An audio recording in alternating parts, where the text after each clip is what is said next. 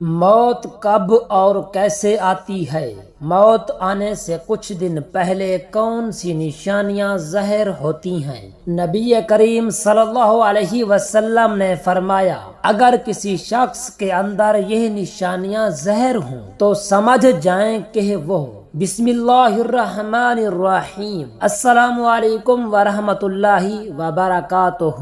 پیارے دوستو، اس بات میں کوئی شک نہیں کہ موت تو ہر ایک کو آ کر ہی رہتی ہے۔ کسی کو اچانک موت آتی ہے، مثلا کسی حادثے کے سبب یا قدرتی آفات کے سبب، جن میں زلزلے، سیلاب، آندھی، طوفان اور دوسرے وبائی امراض شامل ہیں۔ تو کسی کو بیماری میں، کسی کو گھر کے بستر میں، تو کسی کو مسجد میں۔ موت سے انکار نہیں کیا جا سکتا۔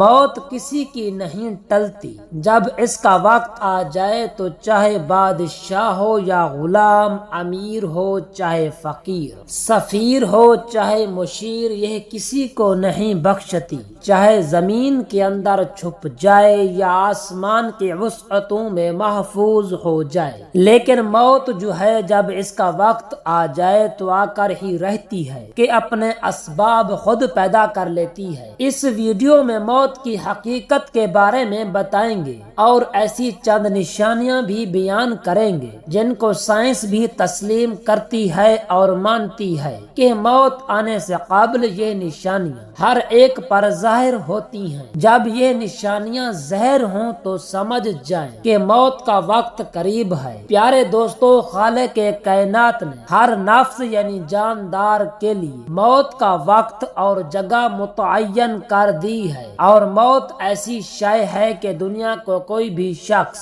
خواہ وہ کافر ہو یا فاجر، حتیٰ کہ دہریہ ہی کیوں نہ ہو، موت کو یقینی مانتا ہے۔ اگر کوئی موت پر شک و شبہ بھی کرے تو اسے بے وقوفوں کی فہرست میں شمار کیا جاتا ہے، کیونکہ بڑی بڑی طاقتیں اور مشرق سے مغرب تک قائم ساری حکومتیں موت کے سامنے عاجز و بے بس ہو جاتی ہیں۔ موت بندوں کو ہلاک کرنے والی، بچوں کو یتیم کرنے والی، عورتوں کو بیواہ کرنے والی، دنیاوی اور ظاہری سہاروں کو ختم کرنے والی، دلوں کو تھرانے والی، آنکھوں کو رلانے والی، بستیوں کو اجاڑنے والی، جماعتوں کو منتشر کرنے والی، لذتوں کو ختم کرنے والی، امیدوں پر پانی پھیرنے والی، ظالموں کو جہنم کی وادیوں میں جھلسانے والی، اور متقیوں کو جنت کے بالا خانوں تک پہنچانے والی شے ہے۔ موت نہ چھوٹوں پر شفقت کرتی ہے، نہ بڑوں کی تعظیم کرتی ہے، نہ دنیاوی چہودریوں سے ڈرتی ہے، نہ بادشاہوں سے ان کے دربار میں حاضری کی اجازت لیتی ہے۔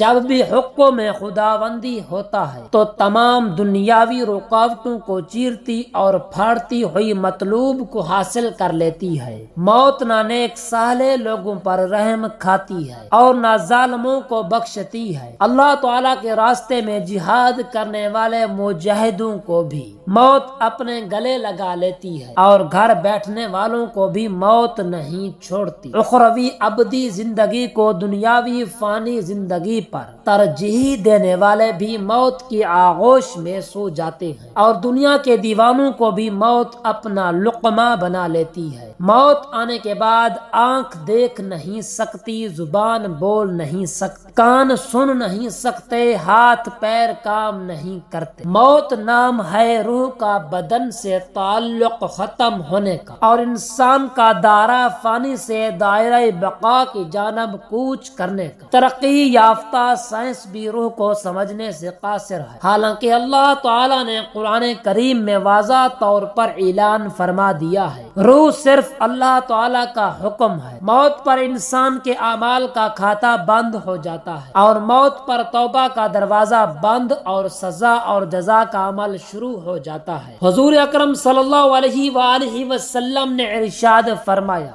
اللہ تعالیٰ بندے کی توبہ قبول کرتا ہے یہاں تک کہ اس کا آخری وقت آ جائے۔ ہر روز، ہر گھنٹہ، ہر لمحہ اپنی موت کے قریب تر ہوتے چلے جا رہے ہیں۔ سال مہینے اور دن گزرنے پر ہم کہتے ہیں کہ ہماری عمر کتنی ہو گئی ہے، لیکن حقیقت یہ ہے کہ اتنے ایام ہماری زندگی سے کم ہو گئے۔ موت ایک مصیبت بھی ہے، جیسا کہ اللہ تعالیٰ فرماتا ہے، اور وہی تمہیں موت کی مصیبت پیش آئے۔ اللہ تعالیٰ نے اپنے کلام کے متعدد آیات میں موت اور اس کی حقیقت کو بیان کیا ہے، جن میں سے چند آیات پیش خدمت ہیں۔ ہر جاندار کو موت کا مزہ چکھنا ہے، اور تم سب کو تمہارے اعمال کے پورے بدلے قیامت کے دن ہی ملیں گے۔ پھر جس کو دوزخ سے بچا لیا گیا اور جنت میں داخل کر دیا گیا، وہ صحیح معنی میں کامیاب ہو گیا، اور دنیاوی زندگی تو جنت کے مقابلے میں دھوکے کے سامان کے سوا کچھ بھی نہیں۔ اس آیت مبارکہ میں اللہ تعالیٰ نے انسانوں کی کامیابی کا معیار ذکر کیا ہے، اور وہ یہ ہے کہ اس حال میں ہماری موت آئے کہ ہمارے لیے جہنم سے چھٹکارے اور حصول جنت کا فیصلہ ہو چکا ہو۔ اس زمین میں جو کچھ بھی ہے فنا ہونے والا ہے، اور صرف تمہارے پروردگار کی فضل والی، جلال والی اور فضل والی اور فضل و کرم والی ذات باقی رہے گی۔ ہر چیز فنا ہونے والی ہے سوائے اللہ تعالیٰ کی ذات۔ حکومت اسی کی ہے اور اسی کی طرف لوٹ کر جانا ہے۔ محترم اور معزز ناظرین، اب آتے ہیں موت کی چند نشانیوں کی جانب۔ جب موت کا آخری وقت قریب ہوتا ہے تو یہ تین نشانیاں ہر ایک پر ظاہر ہوتی ہیں۔ پہلی نشانی یہ ہے کہ جسم کا وقت جب ختم ہونے والا ہوتا ہے تو آنکھوں میں آنسو چمکتے ہیں اور جسم کا درجہ حرارت گر جاتا ہے اور دوبارہ بحال نہیں ہوتا۔ ایسے وقت پر اسے شدید پسینہ بھی آ سکتا ہے۔ دوسری نشانی یہ ہے کہ اس وقت احساسات کم ہو جاتے ہیں، یعنی روح جب جسم کو چھوڑنے کے لیے بالکل تیار ہو، یعنی موت کے تقریباً 24 گھنٹے پہلے، تو ہاتھ، پاؤں اور باقی جسم کی جلد پر محسوسات ختم ہو جاتے ہیں اور اعضاء کا رنگ بدلنا شروع ہو جاتا ہے، اور جلد کا اوپری حصہ نیلا ارغوانی رنگ اختیار کرنا شروع کر دیتا ہے۔ تیسری نشانی سانس کی بے ترتیبی ہے۔ یہ نشانی ایک واضح نشانی ہے جب انسان کا سانس اکھڑنا شروع ہوتا ہے اور بے ترتیب ہوتا چلا جاتا ہے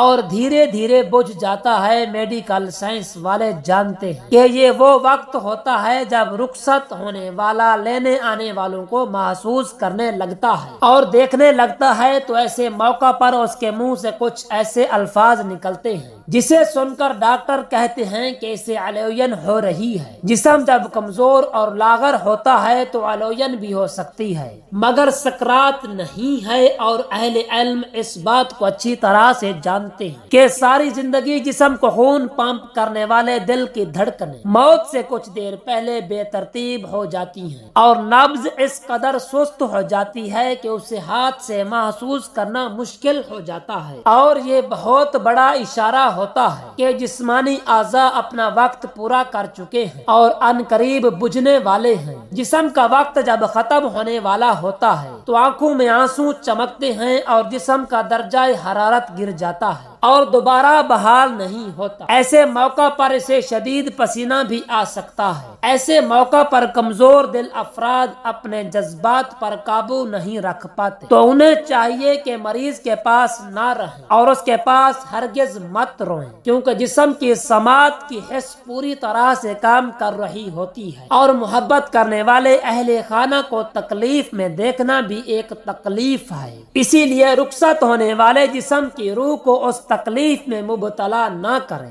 اور اپنے جذبات کو قابو میں رکھیں، اور ایسے موقع پر ختم ہونے والے جسم کو سخت ہاتھ مت لگائیں اور نرم ہاتھوں سے اس کے بالوں میں انگلیاں پھیریں اور بار بار اس کی جگہ تبدیل نہ کریں، اور جتنا ممکن ہو اس کے لیے سکون فراہم کریں تاکہ اس پر یہ عمل آسان ہو سکے۔ کچھ لوگ ایسے وقت پر مریض کو کلمہ پڑھنے پر مجبور کرتے ہیں۔ اگر مریض مسلمان ہے تو ہرگز ایسا مت کریں، اور مریض کو مجبور کرنے کی بجائے آہستہ آواز میں اس کے قریب یہ کلمات ادا کر دے تاکہ وہ سن سکے، کیونکہ اس کی سماعت کی حس کام کر رہی ہوتی ہے۔ اور یاد رکھیں کہ بطور مسلمان وہ یہ کلمات اپنی زندگی میں ادا کر چکا ہے، اسی لیے اس موقع پر اگر وہ اپنی زبان کی کمزوری کی وجہ سے یہ کلمات ادا نہ کر سکے تو کوئی بات نہیں، اور ہرگز اسے گناہگار شمار مت کرے۔ اللہ تعالیٰ نے اس کی زبان سے یہ کلمات اس کی زندگی میں سن رکھے ہوتے ہیں، اور وہ بڑا ہی غفور الرحیم ہے۔ اللہ تبارک و تعالیٰ سے دعا ہے کہ ہمیں موت سے پہلے موت کی تیاری کرنے کی توفیق عطا فرمائے، اور ہم سب کو 5 وقت کی نماز با جماعت ادا کرنے کی طاقت اور توفیق عطا فرمائے۔